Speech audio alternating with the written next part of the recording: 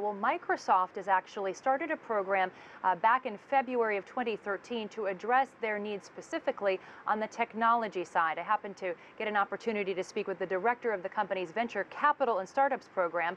I listened a little bit to what we had to say. The aim of the initiative is to really advance Africa's competitiveness in the long term, but really focusing on three big pillars that we're working around.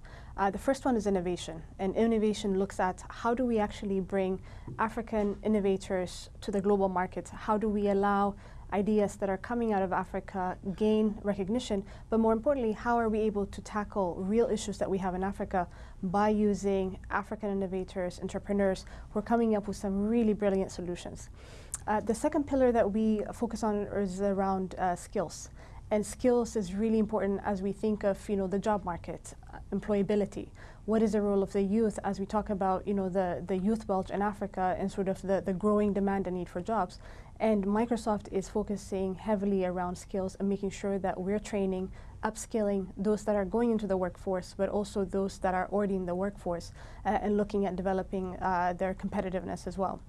The third piece that we look at is affordable access. And affordable access is really from your smartphone to your tablet to connectivity. Give us some examples of the kinds of daily habits of people in various countries around Africa that have turned into ideas or solutions to address those daily habits. There are a lot of people with great ideas that want to make a contribution, that want to make a change. And I'll give you an example of one. It's called Kitabu. And Kitabu is an organization based out of Kenya, started by a young man named Tony Ndugu. And what he's looking at is really affordable access to textbooks and content in rural areas and in low-income households. So what he's realized is that actually the cost of books and content for education can actually be a burden for some families. And so in some cases, either textbooks are not available or the material is not made available on time for them to use. So what he's come up with as an innovation is actually to digitize and work with the school board to make sure that digitized content is actually available on dongles.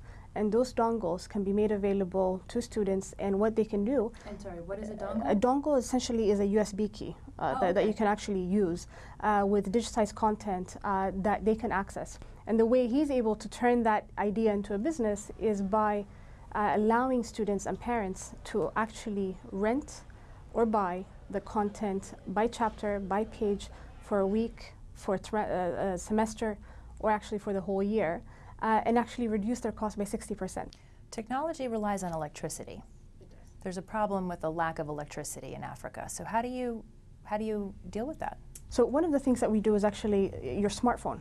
Right. So I think one of the key things that we've also are pushing for and making sure that is available is actually batteries that can actually be replaced. Because what you see in Africa is, you may not be able to charge your phone in one location, but if you have two batteries, you're actually able to charge one phone, create a business for someone in a small shop where they will actually make business by charging your phone for you, whereas you take your spare battery and actually be able to continue your day-to-day life.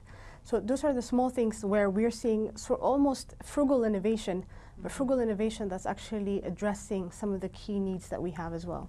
What countries are you in now, and where do you think you'll be this time next year, and why? So currently we are working, so the For Africa initiative is a Pan-African initiative, but we are working very closely in some key markets, South Africa, Kenya, Egypt, Morocco, Nigeria, Ghana are some of the big markets that we have.